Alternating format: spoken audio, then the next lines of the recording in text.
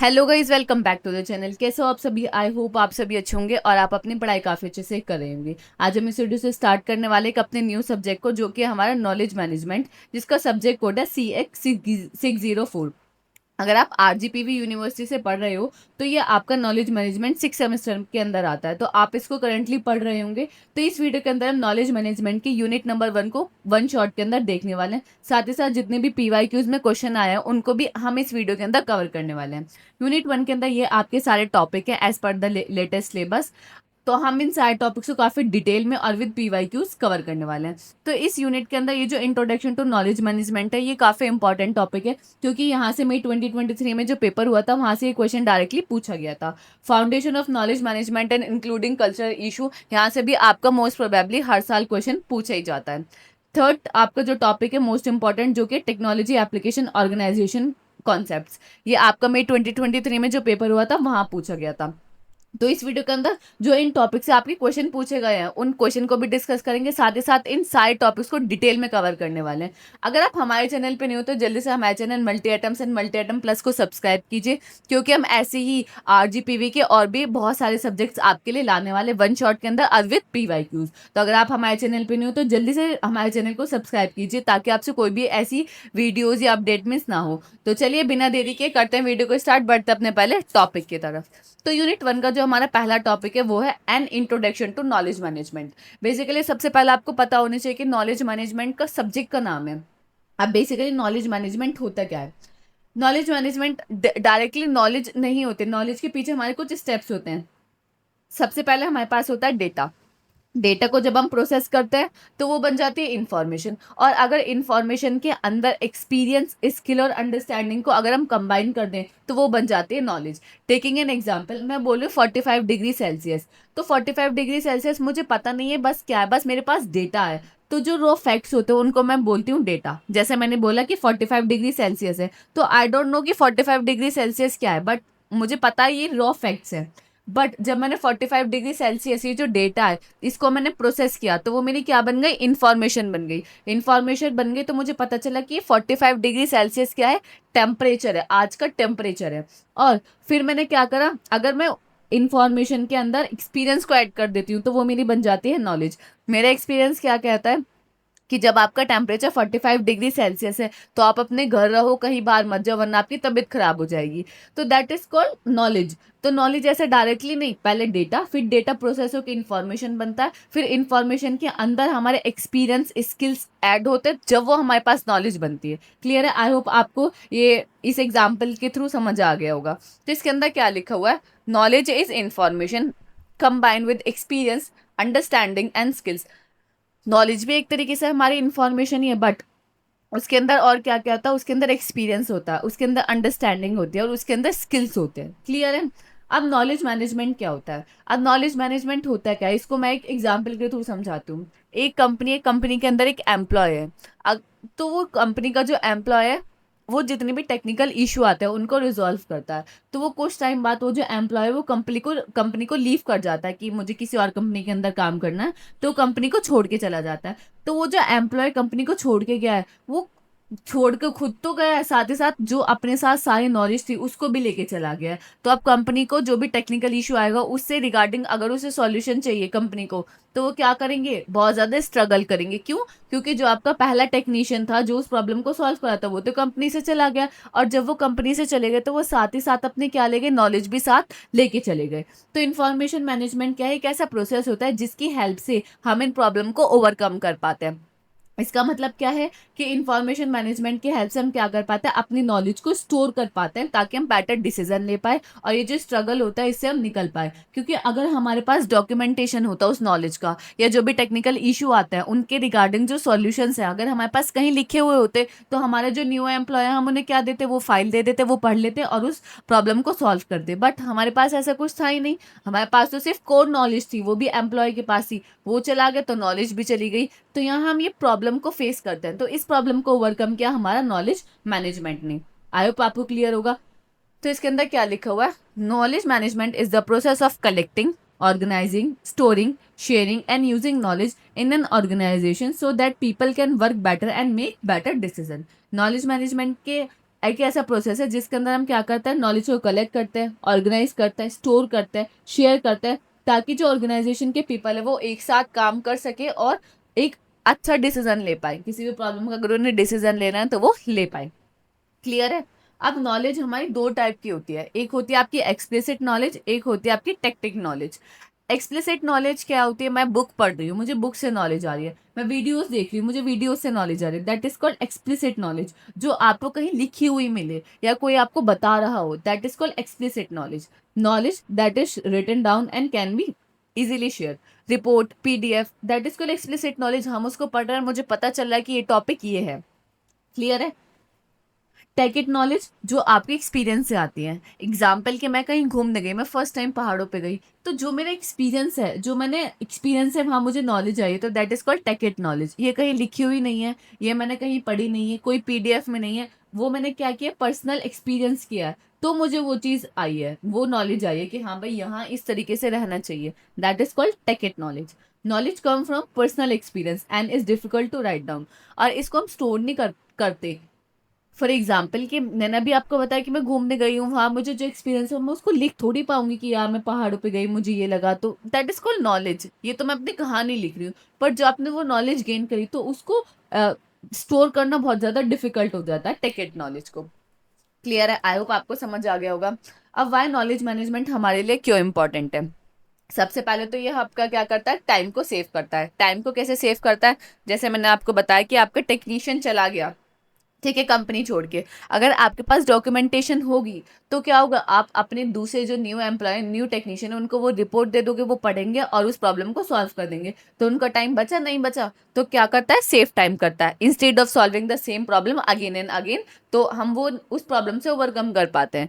Next है आपका improve decision making. Obvious है, डिसीजन मेकिंग में हमारे इम्प्रूव करता है। कोई हमें प्रोडक्ट, न्यू प्रोडक्ट लॉन्च करना है, तो उसके लिए हम डिसीजन लेते हैं कि हमें करना चाहिए नहीं करना चाहिए। तो हमारे पास अगर डेटा होगा, हमारे पास नॉलेज होगी, तो हम क्या कर पाएंगे, बेटर डिसीजन ले पाएंगे। प्रोडक्टिविटी को इंक्रीज करता है, प्रिवेंट करता है नॉलेज लॉस। नॉलेज लॉस को तो प्रिवेंट करेगा। अगर आपके पास एक डेटाबेस है जहाँ आपकी सारी नॉलेज स्टोर है, तो अगर वो एम्प्लॉय चले भी जाए तो एम्प्लॉय तो गया, एक्सपीरियंस गया बेशक उनके साथ, बट नॉलेज तो हमारे पास यहाँ डेटाबेस में स्टोर है।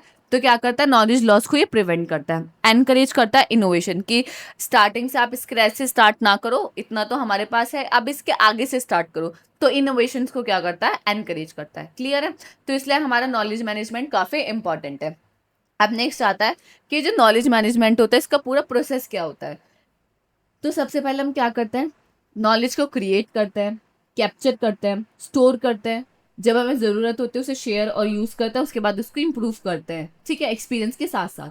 तो नॉलेज क्रिएशन, सबसे पहले मैंने आपको बताया नॉलेज क्रिएशन। नॉलेज क्रिएशन का मतलब क्या है कि आप न्यू नॉलेज को जनरेट कर रहे हो, किस तरीके से, एक्सपीरियंस से, लर्निंग से। आप बुक्स पढ़ रहे हो, पीडीएफ पढ़ रहे हो, अपनी पढ़ाई आगे बढ़ रहे हो, आपने पीएचडी कर ली है, मास्टर्स कर रहे हो, ग्रेजुएशन से, तो क्या हो रहा है, आपका नॉलेज क्रिएट हो रही है, न्यू नॉलेज जनरेट हो रही है। क्लियर है। नॉलेज कैप्चर का मतलब क्या है कि जो भी आपकी नॉलेज है आप उसे कैप्चर कर दो। कैप्चर ऐसे नहीं कैप्चर कर दो, नहीं, कैप्चर का मतलब क्या है, आप उसे डॉक्यूमेंट करके रखो, फाइल्स में, पीडीएफ में या रिपोर्ट्स वगैरह में अपने नॉलेज को स्टोर करके रखो। ठीक है। फिर नॉलेज को कैप्चर कर लिया, नॉलेज स्टोर, वही फ्यूचर यूज के लिए आप स्टोर करके रखो। नॉलेज शेयरिंग, नॉलेज शेयरिंग का मतलब क्या है, जब आपको ज़रूरत पड़े आप उस नॉलेज को शेयर कर दो। एप्लीकेशन का मतलब क्या है, जब हमें कोई भी प्रॉब्लम को सॉल्व करनी हो तो हम उस नॉलेज की हेल्प से उस प्रॉब्लम को सॉल्व कर पाए। नॉलेज इंप्रूवमेंट का मतलब क्या है, ओवर द टाइम जब आपको एक्सपीरियंस आता जाता है तो आपको लगता है कि हाँ ये चीज़ मुझे और अच्छी करनी चाहिए थी, तो आप उसको इम्प्रूव कर सकते हो। जब आपके पास वो स्टोर है तो आप बहुत ईजिली उसे इम्प्रूव कर पाओगे। तो आई होप आपको क्लियर होगा। तो ये कुछ स्टेप्स हैं जो, ये पूरा हमारा प्रोसेस होता है नॉलेज मैनेजमेंट का। क्लियर है। अब नेक्स्ट टॉपिक आता है आपका foundations of knowledge management. Foundation of knowledge management का मतलब क्या है, जब हम घर बनाते हैं तो हम बोलते हैं कि इसकी जो नींव है वो अच्छे से होनी चाहिए ताकि जो इसका फाउंडेशन है वो अच्छा रहे। इसी तरीके से नॉलेज मैनेजमेंट का जो फाउंडेशन है वो अच्छा रहना चाहिए ताकि आपका जो पूरा नॉलेज मैनेजमेंट का प्रोसेस है वो भी अच्छा रहे। तो फाउंडेशन के अंदर क्या आता है, कुछ बेसिक्स प्रिंसिपल आते हैं, कुछ एलिमेंट्स आते हैं जो पूरे नॉलेज मैनेजमेंट को बिल्ड करते हैं। क्लियर है। अब इसके अंदर क्या लिखा हुआ है, the foundation of knowledge management are the basic principle concepts and elements on which knowledge management is build. ये क्या होता है, फाउंडेशन ऑफ नॉलेज मैनेजमेंट का मतलब क्या है, कुछ बेसिक प्रिंसिपल्स एलिमेंट्स जो नॉलेज मैनेजमेंट को बनाते हैं, उन्हीं को हम बोलते हैं फाउंडेशंस उसकी। Foundation of knowledge management are the basic component that help organization create store share and use knowledge efficiently. Foundation of knowledge management का मतलब क्या है कि वो बेसिक कंपोनेंट जिसकी हेल्प से हम क्या कर पाते हैं, नॉलेज को एफिशिएंटली क्रिएट कर पाते हैं, स्टोर कर पाते हैं, शेयर कर पाते हैं इन एन ऑर्गेनाइजेशन। क्लियर है। अब डायग्राम क्या है इसका फाउंडेशंस का वो देख लेते हैं। तो सबसे पहले इसमें जब हमारे डायग्राम के अंदर कुछ फाउंडेशंस आते हैं कि हमारे फाउंडेशंस क्या क्या होते हैं, जैसे हमने अभी बोला कि फाउंडेशन क्या है, कुछ बेसिक्स एलिमेंट्स है, कंपोनेंट है। But what are this elements, वो एलिमेंट्स कौन कौन से हैं, वो बेसिक कंपोनेंट कौन कौन से हैं। तो दीज आर 4 कंपोनेंट। पहला होता है culture, second technology, third organization concept and processes, fourth है आपका मैनेजमेंट। कल्चर, कल्चर से आप क्या समझते हो, उसकी वैल्यूज, बिलीव्स, बिहेवियर के, ऑर्गेनाइजेशन का कल्चर कैसा है। बोलते हैं ना कि ये कल्चर यहाँ ये तो बेकार है एकदम, तो कल्चर का मतलब क्या है कि वहाँ कोई वैल्यूज नहीं है, कोई रूल्स एंड रेगुलेशन नहीं है, सब अपने अकॉर्डिंग चल रहे हैं, तो कोई कल्चर नहीं है वहाँ का, ऐसी है बेकार, दैट इज कॉल्ड कल्चर। ये भी दो टाइप के होते हैं, पॉजिटिव होते हैं, नेगेटिव होता है, ठीक है। अब इसके अंदर क्या लिखा हुआ है, culture refers to the value, beliefs, attributes and behaviour of people in an organization. एक ऑर्गेनाइजेशन के अंदर जो पीपल है उनके बिलीफ्स, उनके एट्रीब्यूट्स और उनका बिहेवियर्स और उनकी वैल्यूज क्या दर्शाते हैं, आपका कल्चर को बताते हैं। क्लियर है। Knowledge management can only succeed when people are willing to share their knowledge with others. Knowledge management तभी सक्सेसफुल है जब जो ऑर्गेनाइजेशन के अंदर एम्प्लॉयज हैं, पीपल हैं, वो एक दूसरे के साथ नॉलेज को शेयर कर सके। बहुत सारे लोग ऐसे सोचते हैं कि अगर मैं इसको ये चीज़ बता दूंगी या बता दूंगा तो क्या हो जाएगा, इसकी नॉलेज इंक्रीज हो जाएगी, मेरी कम हो जाएगी। बट कभी भी ऐसा नहीं होता। अगर आप किसी को वो चीज़ बता रहे हो तो वो चीज़ आपको तो पहले से पता है ना, तो उसकी नॉलेज आपको ज़्यादा होगी कि उसको ज़्यादा होगी। बट हम क्या सोचते हैं कि नहीं, अगर हम बता देंगे तो कभी ये भी ज़्यादा पढ़ ले, कभी इससे ज़्यादा मार्क्स आ जाए, ऐसा कुछ भी नहीं होता। तो नॉलेज मैनेजमेंट जब भी सक्सेसफुल है जब हर कोई इंसान, ये हर कोई एम्प्लॉय ये सोचे कि मुझे अपनी नॉलेज शेयर करने से मेरी नॉलेज इंक्रीज होगी, ना कि अपने पास रखने से वो इंक्रीज होगी। क्लियर है। तो दो टाइप के कल्चर होते हैं, एक पॉजिटिव होता है, एक नेगेटिव होता है। पॉजिटिव कल्चर का मतलब क्या है कि जो भी ऑर्गेनाइजेशन के अंदर एम्प्लॉयज हैं वो एक दूसरे की हेल्प करते हैं, टीम वर्क को एनकरेज करते हैं, लर्निंग में सपोर्ट करते हैं। कोई भी न्यू एम्प्लॉय आता है उसको सपोर्ट करते हैं कि किस तरीके से उसे काम करना चाहिए, that is called positive culture. कि यहाँ का बहुत पॉजिटिव कल्चर है कि भाई सब लोग बहुत सपोर्टिव है। ठीक है। नेगेटिव कल्चर का मतलब क्या है, कोई एम्प्लॉय अपनी इंफॉर्मेशन को हिडन रखता है, कोई कॉपरेशन नहीं करता, किसी के साथ प्रॉब्लम आ गई तो उसके साथ नहीं खड़े हुए, वो अपना काम ही करे जा रहे हैं, कॉपरेशन नहीं है, डिसएग्रीमेंट होता है, तो that is called negative culture. कि भाई यहाँ तो कुछ भी नहीं है, सब अपने मन से चल रहे हैं, कोई भी सपोर्ट नहीं करता। क्लियर है। समझ आया। तो जब हमारा पॉजिटिव कल्चर होता है, तो अगर हमारा गुड कल्चर होगा तो नॉलेज बहुत इजीली शेयर कर पाएंगे। नॉलेज अगर आप एक दूसरे के साथ शेयर करेंगे तो वहाँ हमारा इनोवेशन होगा। आप शायद आइडिया कुछ और सोचे बट आप दूसरे को बताएं तो वो कुछ आपको अच्छा बता पाए, जिसकी वजह से इनोवेशन होगा और तभी ये सब चीज़ें सक्सेसफुल होंगी। क्लियर है। तो कभी भी आपको ये नहीं सोचना चाहिए कि मुझे किसी के साथ नॉलेज शेयर नहीं करनी। नॉलेज हमेशा जब आप शेयर करोगे उससे ही आपकी नॉलेज बढ़ेगी। आपके पास रखे रखे तो वो बेकार ही हो जाएगी, इतनी ही रहेगी जितनी है। क्लियर है। नेक्स्ट इसका जो बेसिक कंपोनेंट है technology. Without technologies and tools आप नॉलेज मैनेजमेंट को एफिशिएंटली, क्विकली ऑर्गेनाइज नहीं कर पाते, उसको स्टोर तक नहीं कर पाएंगे। क्योंकि आप जब इसको स्टोर कर रहे हो तो ऐसे थोड़ी कमरे के अंदर स्टोर कर रहे हो, डेटाबेस चाहिए हमें, क्लाउड चाहिए, इंटरनेट प्रोडक्ट, इंटरनेट की कनेक्टिविटी चाहिए, प्रॉपर सब चीज़ें चाहिए। जब भी तो हम इतने ह्यूज अमाउंट ऑफ डेटा को या नॉलेज को स्टोर कर पाते हैं। तो विदाउट टेक्नोलॉजी ये सब चीज़ें पॉसिबल नहीं है। तो टेक्नोलॉजी प्रोवाइड करते हैं वो टूल्स जो हेल्प करते हैं ऑर्गेनाइजेशन को, जिसकी हेल्प से वो क्या कर पाते हैं, नॉलेज को कलेक्ट कर पाते हैं, स्टोर कर पाते हैं और ऑर्गेनाइज कर पाते हैं, और हम शेयर भी कर पाते हैं जब हमें ज़रूरत होती है। तो कॉमन टेक्नोलॉजी हम कौन कौन सी यूज़ करते हैं, डेटाबेसेस। डेटाबेसेस क्या है, जो हमारे डेटा को स्टोर करते हैं, बहुत ह्यूज अमाउंट ऑफ डेटा को स्टोर करते हैं या इन्फॉर्मेशन को। क्लाउड स्टोरेज, क्लाउड स्टोरेज जैसे आपका गूगल ड्राइव हो गया, वन ड्राइव हो गया। गूगल ड्राइव पे आप क्या करते हो, क्लाउड स्टोरेज ही तो है, आप अपनी फाइल को वहाँ अपलोड करते हो, वो वहाँ स्टोर हो जाती है। ऐसी वन ड्राइव है, तो that is called cloud storage. आपको पता है क्लाउड कंप्यूटिंग इस टाइम पे बहुत ज़्यादा है, क्योंकि हम क्या करते हैं, अपना जो डेटा है वो क्लाउड पे स्टोर करता है, इंस्टेड कि हम पूरा वेयर हाउस बनाएं। उससे अच्छा तो यह है कि आप जितना आपको चाहिए डेटा, जितना आपका डेटा है उसके अकॉर्डिंग आप क्लाउड खरीदो और अपने क्लाउड के अंदर डेटा को स्टोर कर दो। क्लियर है। एआई। एआई क्या होता है? एआई आपको पता है आर्टिफिशियल इंटेलिजेंस, जो हेल्प करता है आपको यूजफुल इंफॉर्मेशन या यूजफुल इंसाइट्स को ऑटोमेटिकली फाइंड आउट करने में। आपके पास इतना ह्यूज अमाउंट ऑफ डेटा है, तो इंस्टेड कि आप मैनुअली उसको चेक करो, मैनुअली उसमें से कुछ इंसाइट्स को फाइंड आउट करो या एसेट्स को फाइंड आउट करो, आप क्या करते हो, सारा डेटा एआई को देते हो, वो खुद ब खुद प्रोसेस करता है और आपको क्या देता है, मीनिंगफुल इंसाइट्स आपको फाइंड आउट करके देता है। इंटरनेट, प्राइवेट नेटवर्क जो हम यूज करते हैं ऑर्गेनाइजेशन के अंदर, तो ये सब टेक्नोलॉजीज बहुत ज़्यादा इंपॉर्टेंट है नॉलेज मैनेजमेंट के अंदर। क्लियर है? थर्ड आती है आपकी organization concept and processes. Organization को एक प्रॉपर स्ट्रक्चर चाहिए ताकि वो नॉलेज मैनेजमेंट को या नॉलेज को मैनेज कर पाए। तो ऑर्गेनाइजेशन कॉन्सेप्ट्स के अंदर आपका क्या क्या आते हैं? सबसे पहले टीम वर्क।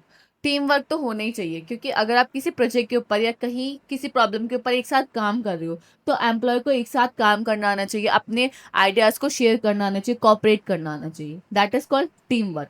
लीडरशिप का मतलब क्या है कि एम्प्लॉय लाइक अगर आप कहीं काम कर रहे हो तो वहाँ लीडर, एक लीडर होना बहुत ज़्यादा ज़रूरी है, जो आपकी सारी प्रॉब्लम को सुने, जो आपको प्रॉब्लम का सॉल्यूशन को फाइंड आउट कर पाए। अगर कोई लीडर ही नहीं है तो हर कोई अपने आप को लीडर समझता है, तो लीडरशिप भी होनी चाहिए। कम्युनिकेशन तो बहुत ज़्यादा इंपॉर्टेंट है। अगर कम्युनिकेशन नहीं होगा तो कोई भी काम अच्छे से नहीं होगा, नॉलेज कभी भी इंक्रीज नहीं होगी। आप नॉलेज को मैनेज, क्या नॉलेज लाइक कुछ भी नहीं कर पाओगे विदाउट कम्युनिकेशन। तो information must be flow smoothly between employees. ऐसा नहीं है कि ये दो फ्रेंड्स है तो इन दोनों को ही सब चीज़ें पता है, नहीं, ये जो फ्लो है पूरा ही स्मूथली सबको पता होना चाहिए within an organization. Clear है?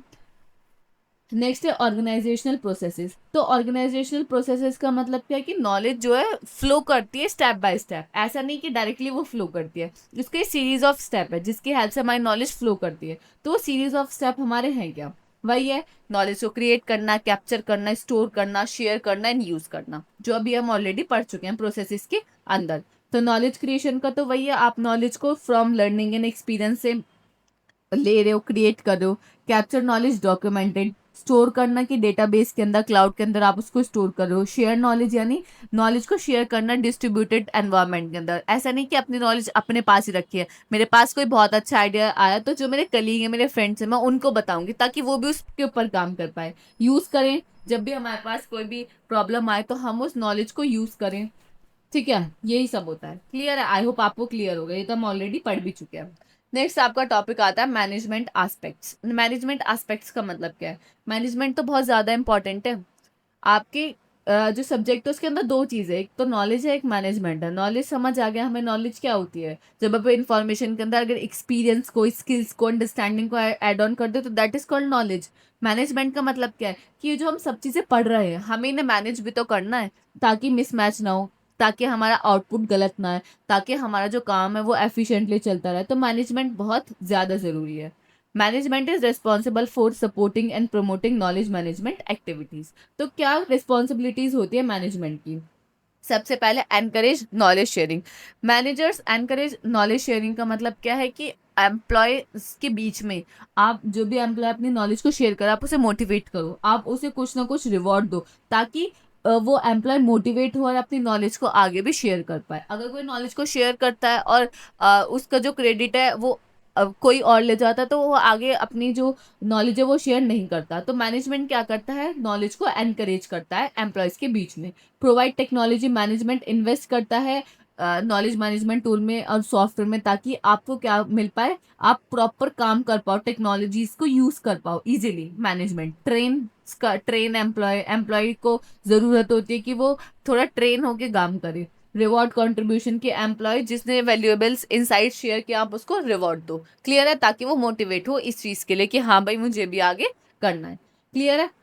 आई होप आपको क्लियर होगा। अब बढ़ते अपने नेक्स्ट टॉपिक की तरफ, जो कि आपका DSS, decision support system. Decision support system DSS यानी हम क्या करते हैं, हमारा जो डेटा होता है उसको पहले एनालाइज करते हैं, एनालाइज करने के बाद हम एक बेटर डिसीजन ले पाते हैं। यही होता है आपका पूरा DSS। जो हम डिसीजन सपोर्ट सिस्टम बता रहे हैं ना, तो वो यही है।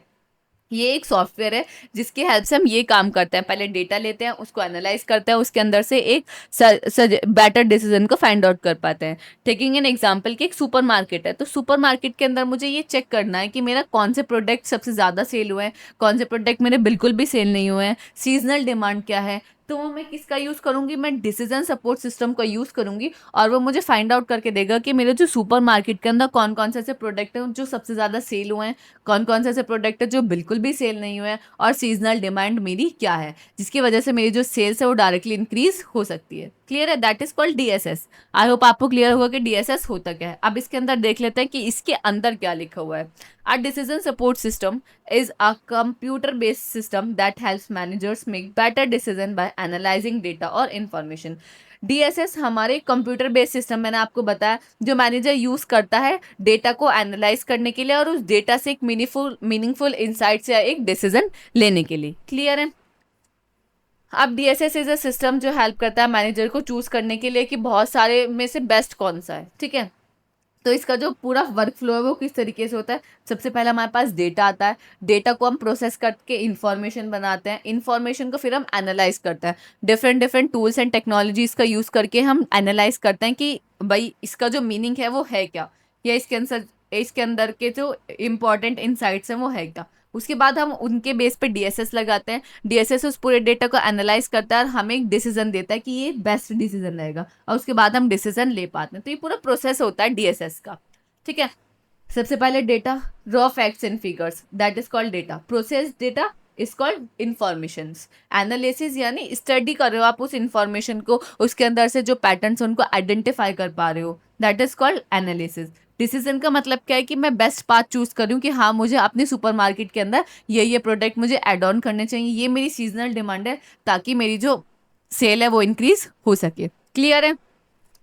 अब यहाँ से जो हमारा मई 2023 में क्वेश्चन आया था, तो क्वेश्चन था क्या, how does culture affect knowledge management, explain it.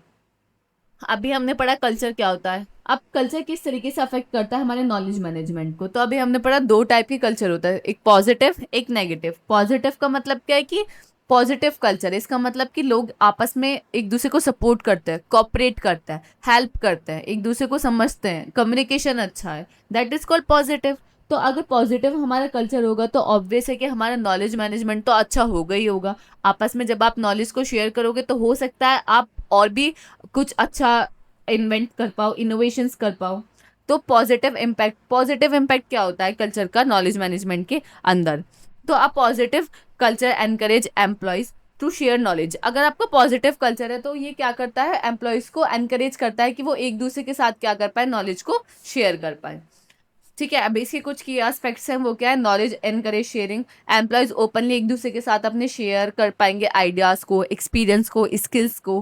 Promote करता है ये टीम वर्क। अगर बहुत अच्छा एनवायरनमेंट होगा तो ऑब्वियस है टीम वर्क तो अच्छा ही होगा, क्योंकि जब आप एक दूसरे के साथ नॉलेज शेयर करोगे तो वहाँ वो कुछ और आइडिया बताएगा, कोई एक एम्प्लॉय नए आइडिया बनाएगा, तो आप सबके आइडियाज़ को मिलाकर टीम के अंदर काम करके एक न्यू इनोवेशंस कर सकते हो। सपोर्ट करता है ये लर्निंग को कि आप कंटिन्यूअसली लर्निंग करते रहो। बिल्ड करता है ट्रस्ट। ट्रस्ट तो बहुत ज़्यादा इंपॉर्टेंट है। क्लियर है? तो ये है पॉजिटिव इम्पैक्ट। बट अगर नेगेटिव हमारा कल्चर होगा तो उसके इम्पैक्ट क्या होगी। एक पुअर कल्चर क्रिएट करता है एक बैरियर, कि हम अगर बहुत गंदा कल्चर है तो हम क्यों करेंगे अपनी नॉलेज को शेयर किसी के साथ, जब कोई हमें सपोर्ट नहीं करता, कोई कॉपरेट नहीं करता, तो हमें क्या ज़रूरत है किसी को कॉपरेट करने की या किसी के साथ काम करने की। तो नेगेटिव जब कल्चर होता है तो बहुत ज़्यादा प्रॉब्लम आ जाती है, जैसे कि नॉलेज होर्डिंग, यानी इसका मतलब क्या है कि नॉलेज हम शेयर नहीं कर पाते। एम्प्लॉय हमेशा अपनी नॉलेज अपने पास रखता है, सोचता है कि अगर मैं नॉलेज अपनी दे दूंगा किसी को तो मेरी वैल्यू कम हो जाएगी, मुझे लोग कम समझने लग जाएंगे या मेरी नॉलेज कम हो जाएगी। That is called knowledge hoarding. ठीक है, लैक ऑफ कॉपरेशन। एम्प्लॉय एक दूसरे के साथ वर्क नहीं करना चाहते, कोई कॉपरेट नहीं करना चाहता, वो सोचते हैं कि जिसके साथ प्रॉब्लम है, जिसके साथ जो भी हुआ है वो खुद अपने साथ डील करे, हम नहीं करेंगे। That is called lack of cooperation. Third है आपका फियर ऑफ क्रिटिसिज्म। इसका मतलब कोई प्रॉब्लम आ गई तो हम एकदम बता देते हैं कि भाई सब प्रॉब्लम जो है वो इसकी वजह से हुई है, हम एक को क्रिटिसाइज करते हैं कि बस सब जो हुआ है वो इसकी वजह से हुआ है। तो ये बहुत ज़्यादा प्रॉब्लम आती है एट द टाइम कि जब हमारी ऑर्गेनाइजेशन के अंदर एक नेगेटिव कल्चर होता है। क्लियर है? आई होप आपको समझ आ गया होगा। अब इस क्वेश्चन में आपको यही सब बता के आना था। अब बढ़ करते हैं नेक्स्ट टॉपिक की तरफ, जो कि है आपका the evolution of knowledge management from information management to knowledge management. Evolution बताना था कि आप किस तरीके से नॉलेज मैनेजमेंट से वो सॉरी इंफॉर्मेशन मैनेजमेंट से नॉलेज मैनेजमेंट तक का जो सफ़र है वो किस तरीके से इवॉल्व हुआ, किस तरीके से ऑर्गेनाइजेशन को लगा कि हमें नॉलेज मैनेजमेंट की तरफ बढ़ना चाहिए, ठीक है। तो हाउ ऑर्गेनाइजेशन मूव्ड, कि किस तरीके से हमारी ऑर्गेनाइजेशन मूव करी इंफॉर्मेशन से नॉलेज तक। सबसे पहले हम समझते हैं कि इंफॉर्मेशन मैनेजमेंट का मतलब क्या है या इंफॉर्मेशन मैनेजमेंट होता क्या है। इनफॉर एट द टाइम कि 1960 1970s के टाइम पे जो डेटा एरा था कि हम क्या करते डेटा को सिर्फ और सिर्फ कलेक्ट करते थे। अब डेटा को जब आप कलेक्ट करते जा रहे हो, हमारे पास ह्यूज अमाउंट ऑफ डेटा आ गया, बट उससे कुछ हमें पता नहीं चला। तो हमने क्या करा, उस डेटा को प्रोसेस करना स्टार्ट किया ताकि हम उसकी मीनिंगफुल इंफॉर्मेशन को फाइंड आउट कर पाए। अब डेटा को हमने प्रोसेस किया तो हमें कुछ इन्फॉर्मेशन मिली कि ये डेटा ये कहता है या ये डेटा ये है हमारा, ठीक है। अब हम क्या करते थे इंफॉर्मेशन मैनेजमेंट के अंदर, जो भी हमारी फाइल्स थी हम उसको स्टोर करते थे कैबिनेट्स के अंदर, कंप्यूटर्स के अंदर, उनके अंदर हम स्टोर करते थे। That is called information management. आप क्या कर रहे हो, अपने डेटा को, इंफॉर्मेशन को क्या कर रहे हो, सिर्फ और सिर्फ स्टोर कर रहे हो, शेयर कर रहे हो, मेंटेन कर रहे हो डेटाबेस को, और कुछ नहीं कर रहे। कोई हमें इससे एक्सपीरियंस नहीं मिल रहा, कोई हमें इससे यहाँ कुछ नहीं मिल रहा, बस हम क्या कर रहे हैं, बस उसको इकट्ठा कर रहे हैं एक तरीके से कैबिनेट्स के अंदर, उनको स्टोर करके रख रहे हैं। That is called information management. Information management means collecting, storing, organizing and distributing information. इसका मतलब क्या है कि आप इन्फॉर्मेशन को क्या कर रहे हो, कलेक्ट कर रहे हो, स्टोर कर रहे हो, ऑर्गेनाइज कर रहे हो और डिस्ट्रीब्यूट कर रहे हो। इन्फॉर्मेशन क्या है, इस data that has been process and given meaning. Information का मतलब क्या है, हम अपने डेटा को अगर प्रोसेस कर रहे हैं और वो कुछ हमें मीनिंगफुल इंसाइट्स को फाइंड आउट करके दे रहा है, दैट इज कॉल्ड इन्फॉर्मेशन। तो जो हमारा इंफॉर्मेशन मैनेजमेंट था उसका मेन फोकस क्या था, स्टोर करना, सिर्फ सिर्फ और सिर्फ स्टोर करना, कि फाइल को आप स्टोर करके रखो। अरे भाई स्टोर करके क्या कुछ हो जाएगा, सिर्फ स्टोर करो इन्फॉर्मेशन, रिट्रीविंग इन्फॉर्मेशन, शेयर करो इन्फॉर्मेशन को, मेंटेन करो डेटाबेसेस, बस हम यही सब करते थे, इसके अलावा और कुछ काम नहीं करते थे इंफॉर्मेशन मैनेजमेंट के अंदर। अब नॉलेज मैनेजमेंट क्या होता है, नॉलेज मैनेजमेंट मैंने अभी आपको समझाया था कि नॉलेज मैनेजमेंट का मतलब क्या होता है, कि हम अपनी जो नॉलेज है उसको स्टोर करके रख रहे हैं ताकि अगर कोई एम्प्लॉय चला भी जाए तो एम्प्लॉय जाए, बट जो उसकी नॉलेज है वो हमारे पास कहीं स्टोर रहे ताकि हम बेटर डिसीजन ले पाए और फ्यूचर्स में जो भी प्रॉब्लम्स है उनको हम सॉल्व कर पाए। That is called knowledge management. तो नॉलेज मैनेजमेंट का मतलब क्या है, ऐसा प्रोसेस जिसके अंदर हम क्रिएट करते हैं, कैप्चर करता है, स्टोर करता है, किसको, शेयर, वो नॉलेज को। क्योंकि नॉलेज है क्या, नॉलेज का मतलब ही यही है कि इंफॉर्मेशन के अंदर आप एक्सपीरियंस, स्किल्स, अंडरस्टैंडिंग को ऐड ऑन करते हो, तो that is called knowledge. Clear है। अब इवोल्यूशन किस तरीके से हुआ, इवोल्यूशन जर्नी क्या थी। सबसे पहले हमारा डेटा था, जैसे मैंने आपको बताया कि डेटा era 1960s के टाइम पे हमारा सिर्फ मेन मोटिव था कि हम main frame computer basic database का यूज़ करें और रॉ डेटा लाएं। फिर रॉ डेटा को हमने प्रोसेस किया तो हमें इन्फॉर्मेशन मिली कि हाँ भाई ये डेटा इसलिए है, या ये डेटा का ये काम है, या ये डेटा ये बोल रहा है, ठीक है। फिर हमने क्या कहा, इन्फॉर्मेशन को मैनेजमेंट किया।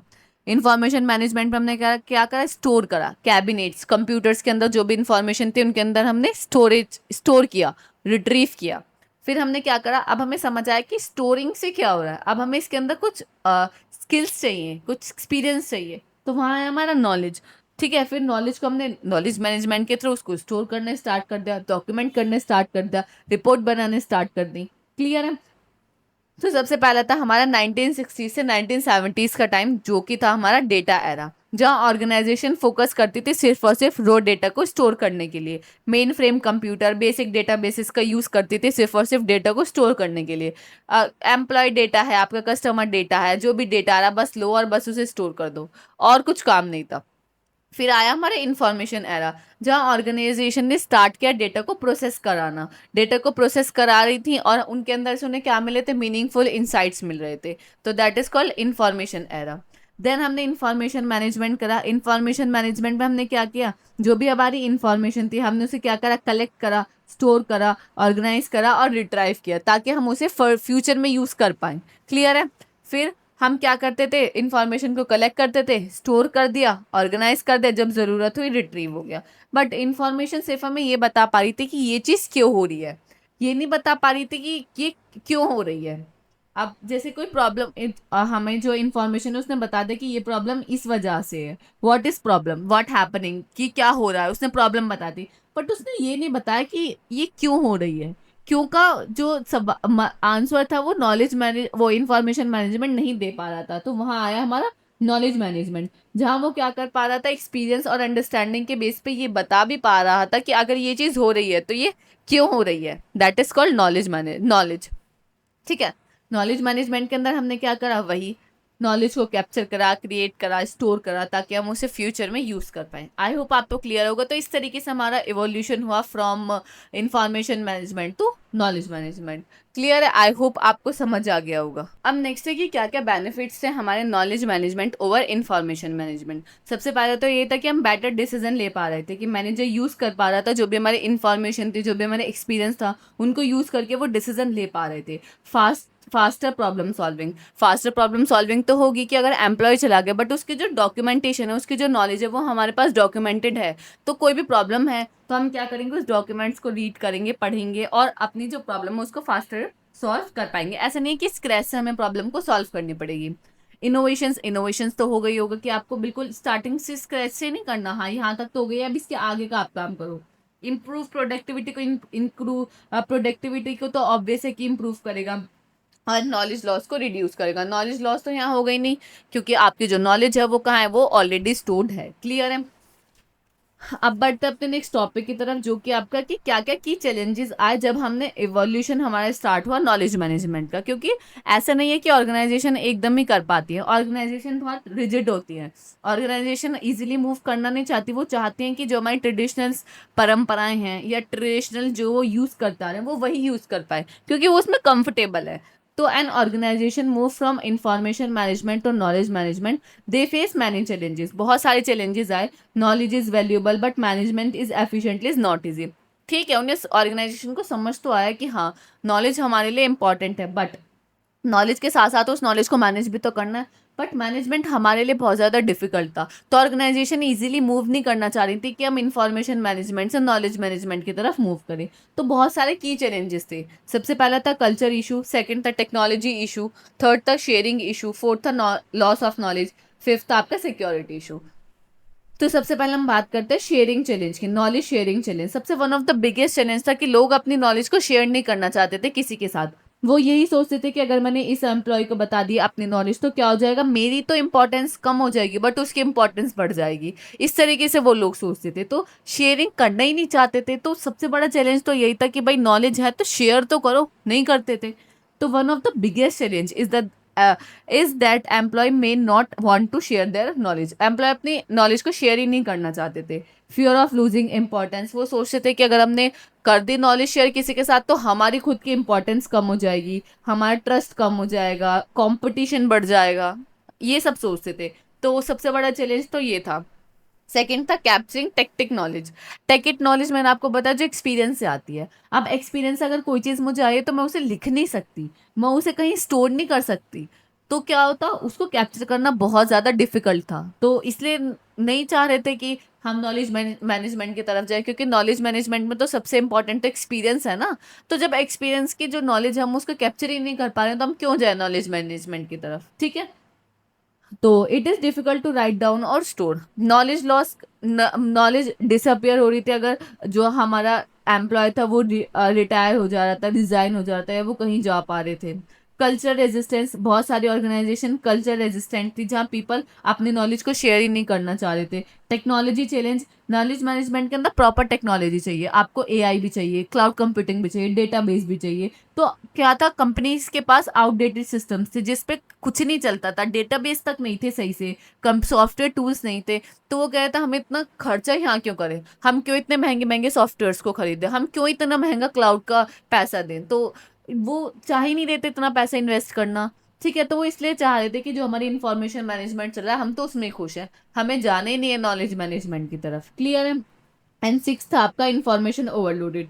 Modern organization huge amount of data generate कर रही है, तो क्या था, टू मच कंफ्यूजन क्रिएट हो रही थी, इंफॉर्मेशन के थ्रू बहुत ज़्यादा कंफ्यूजन क्रिएट हो रही थी। तो ये सेवरल चैलेंजेस थे एट द टाइम जब फेस किए, जब हम इंफॉर्मेशन मैनेजमेंट से नॉलेज मैनेजमेंट की तरफ शिफ्ट हो रहे थे। क्लियर है? आई होप आपको समझ आ गया होगा।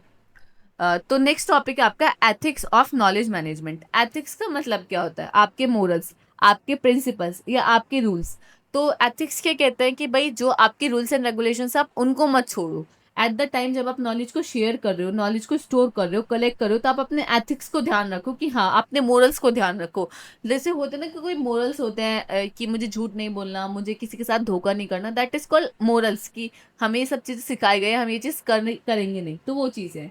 तो एथिक्स हमारे लिए क्यों इंपॉर्टेंट है? नॉलेज एक वैल्यूएबल एसेट्स है। तो अगर हमारा नॉलेज के अंदर एथिक्स नहीं होगा तो प्राइवेसी वायोलेशन होगा। अगर एथिक्स को हम भूल जाएंगे तो क्या करेगा, कोई भी किसी का प्राइवेट डेटा लीक कर देगा, कॉपीराइट इशू आ जाएगा, मिस इन्फॉर्मेशन आ जाएगा, बात कुछ और थी बता कुछ और दी। क्लियर है? अब एथिक्स के अंदर क्या क्या चीजें आती हैं? प्राइवेसी आती है, एक्यूरेसी आती है, security, ownership and fair use.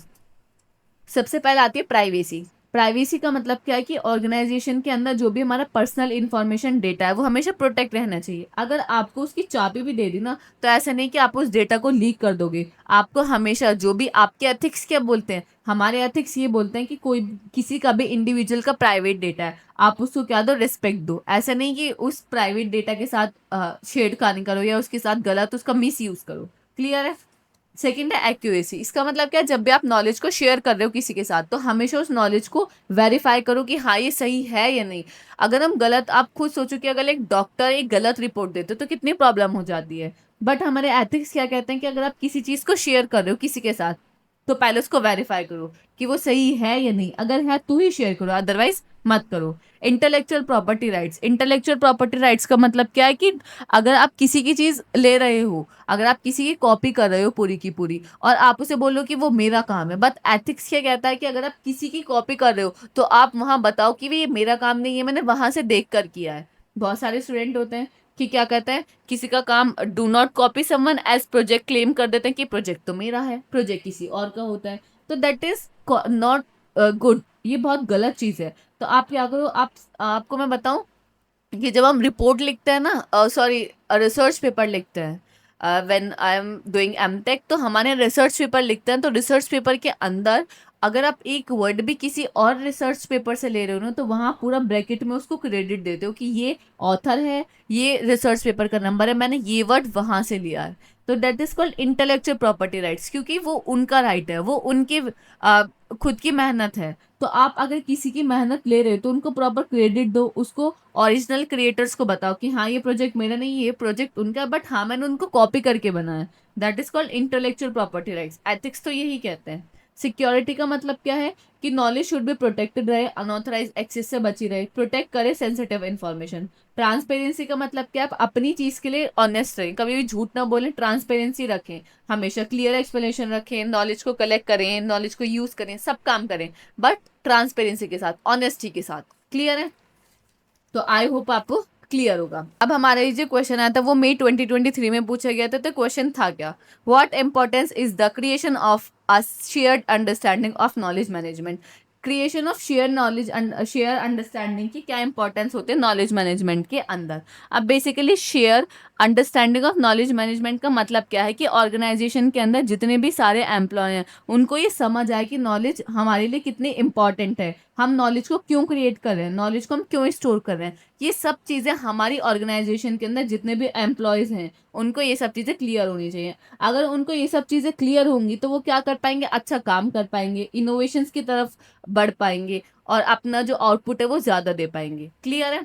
तो a shared understanding of knowledge management means that everyone in an organization has the same understanding of what knowledge is, why is important, and how it's to be should be created, shared, stored and used. Organization के अंदर जितने भी employees हैं उनको understanding होनी चाहिए कि knowledge हमारे लिए क्यों इंपॉर्टेंट है, हम क्यों नॉलेज को यूज़ कर रहे हैं, क्यों नॉलेज को क्रिएट कर रहे हैं, ये सब चीज़ उनको क्लियर होनी चाहिए। तो क्या क्या इंपॉर्टेंस है, सबसे पहला एनकरेज नॉलेज शेयरिंग। जब सारे एम्प्लॉय को अंडरस्टैंड होगा कि हमारे लिए नॉलेज है, ये हमारे लिए इतनी इंपॉर्टेंट है, कितनी इंपॉर्टेंट है, तो वो क्या करेंगे, नॉलेज शेयरिंग करेंगे। जब उन्हें पता है कि हमारे अगर हम नॉलेज को शेयर करेंगे तो हमारी जो प्रोडक्टिविटी है वो इंक्रीज होगी, तो वो क्यों नहीं करेंगे, ऑब्वियस है वो करेंगे। ठीक है, बट वो कब करेंगे, जब उन्हें उसकी इंपॉर्टेंस पता होगी, जब उन्हें पता होगी कि ये जो नॉलेज की हम बात करें, जो हम अपने अंदर लेके बैठे हैं, वो इस ऑर्गेनाइजेशन के लिए कितने इंपॉर्टेंट है। क्लियर है? तो when all employees understand the values of knowledge, they more willing to share their experience and ideas. Next है improve team work and collaboration. Team work and collaboration को इम्प्रूव करता है, कॉमन अंडरस्टैंडिंग होगी, एक साथ काम करने की एफर्ट्स हम ज़्यादा डालेंगे। क्लियर है, जब हमें पता रहेगा कि ये चीज़ हमें आगे बहुत ज़्यादा इंपॉर्टेंट रहने वाली है। नेक्स्ट है आपका better decision making. When everyone has access to the same knowledge managers can make more inform decision. Clear है कि सबके पास अगर हमारे पास सेम नॉलेज होगी, मैनेजर्स अच्छे से डिसीजन ले पाएगा कि यस एक्चुअल में ये एम्प्लॉय ने सबसे ज़्यादा काम किया क्योंकि मैंने तो सबको बताया था इस टाइप से। इंक्रीज इनोवेशंस, इनोवेशंस को वही इंक्रीज करता है। जब आइडियाज़ को हम शेयर करेंगे, एक्सपीरियंस को शेयर करेंगे, तो हमारी क्रिएटिविटी जो है वो दूसरे लोगों के सामने आएगी, जहाँ से शायद हो सकता है कि एक न्यू डेवलपमेंट स्टार्ट हो जाए, न्यू सॉल्यूशन स्टार्ट हो जाए या न्यू इनोवेशंस हमारा स्टार्ट हो जाए। क्लियर है, तो इस क्वेश्चन के अंदर आपको यही सब एक्सप्लेन करके आना था। आई होप आपको क्लियर होगा। अब बढ़ते हैं नेक्स्ट क्वेश्चन की तरफ, जो कि आपका मई 2023 में पूछा गया था। तो क्वेश्चन था क्या, explain the role of technology application in knowledge management. Technology application का क्या रोल होता है नॉलेज मैनेजमेंट के अंदर। अब आपको पता है विदाउट टेक्नोलॉजी हम नॉलेज को स्टोर नहीं कर सकते, मेंटेन नहीं कर सकते, ऑर्गेनाइज नहीं कर सकते। तो टेक्नोलॉजी तो बहुत ज़्यादा इंपॉर्टेंट है। तो टेक्नोलॉजी एक बहुत ही विजुअल रोल प्ले करते हैं नॉलेज मैनेजमेंट के अंदर। क्यों? क्योंकि ये हमें हेल्प करती है डेटा को, वो नॉलेज को ऑर्गेनाइज करने के लिए, क्रिएट करने के लिए, स्टोर करने के लिए, शेयर करने के लिए। विदाउट टेक्नोलॉजी हम ये सब काम नहीं कर पाएंगे।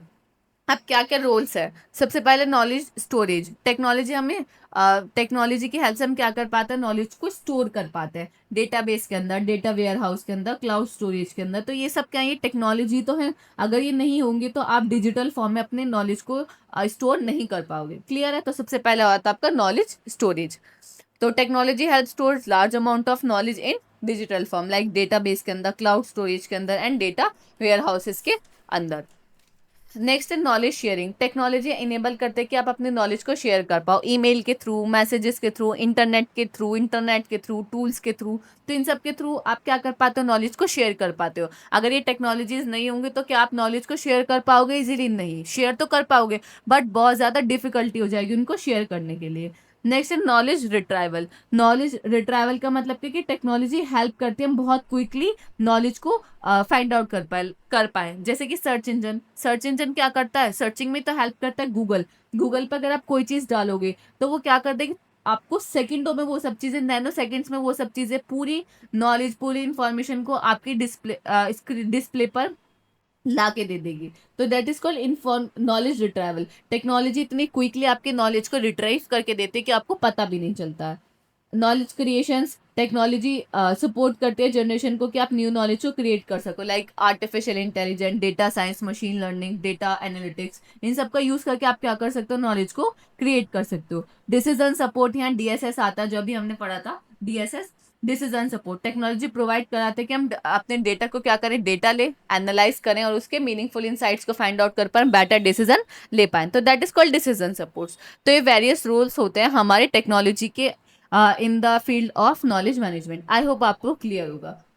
तो यहाँ जो हमारी यूनिट नंबर 1 है वो कंप्लीट होती है। यूनिट नंबर 1 को हमने कंप्लीट देखा, साथ ही साथ जितने भी पीवाईक्यूज इस यूनिट से पूछे गए उनको भी कवर किया और सारे टॉपिक्स को हमने डिटेल में कवर किया है। क्लियर है, तो आई होप आपको समझ आ गया होगा। अगर आपको कोई भी डाउट है आप कमेंट सेक्शन में बता सकते हैं, और अगर आप हमारे चैनल पे नहीं हो तो जल्दी से हमारे channel multi items and multi item plus को सब्सक्राइब कीजिए, क्योंकि हम और भी आरजीपीवी का कंटेंट लाने वाले हैं। और अगर आपको कोई और सब्जेक्ट चाहिए, अभी तो वैसे हम बहुत सारे सब्जेक्ट्स लाने वाले हैं, बट अगर आपकी कोई स्पेसिफिक डिमांड है कि हाँ हमें ये सब्जेक्ट पहले चाहिए, तो आप कमेंट सेक्शन में बता सकते हैं, हम वो सब्जेक्ट की वीडियोज़ जल्दी ही लाएंगे। और लेटेस्ट अपडेट के लिए आप ज्वाइन कर सकते हैं हमारे टेलीग्राम चैनल, जिसका लिंक आपको डिस्क्रिप्शन में मिल जाएगा। और अगर आपको ये हमारी यूनिट्स के नोट्स चाहिए तो उसके लिए आपको डाउनलोड करना पड़ेगा हमारी एप्लीकेशन मल्टी आइटम्स को प्ले स्टोर से। आपको लिंक मिलेगा डिस्क्रिप्शन में।